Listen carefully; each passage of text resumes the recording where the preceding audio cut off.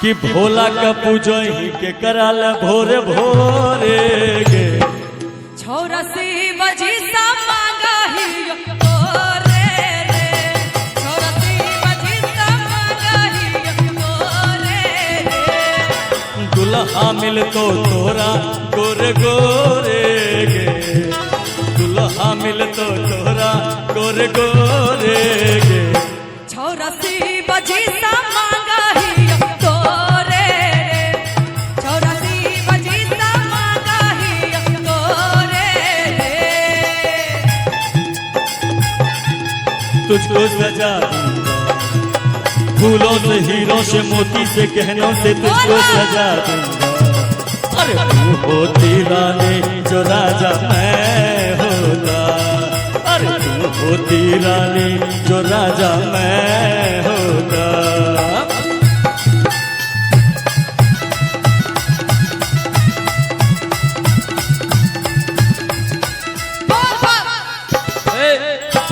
जे हो तोर सपनमा पूरा करत महादेव गे मोने मोने मान लियो तोरा पति देव रे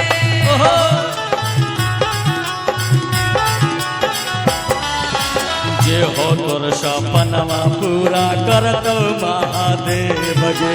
मोने मोने मान लियो तोरा पति देव रे आरती देखावही कथी ल भोरे भोरे गे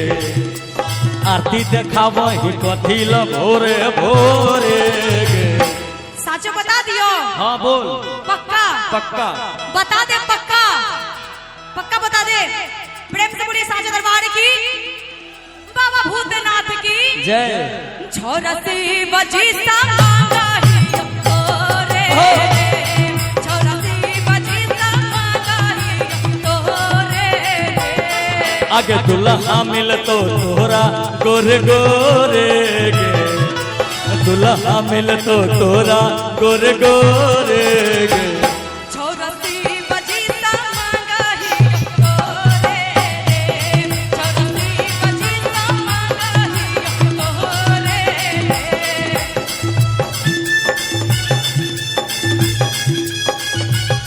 आहे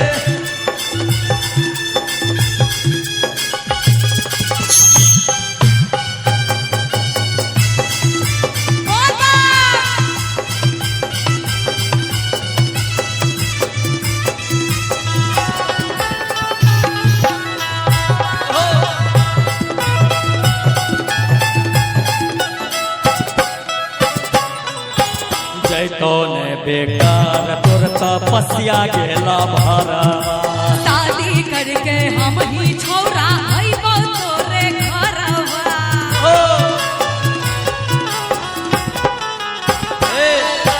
जैतोने बेकार तोर तपस्या गेला भारा शादी करके हम ही छोरा जाइबो तोरे घरवा माला चढ़ावही के कराल जोरे जोरे गे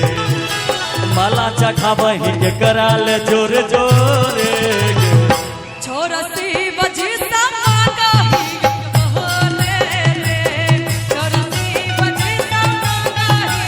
तोरे रे भोला का पूजो ही के कराल भोरे भोरे गे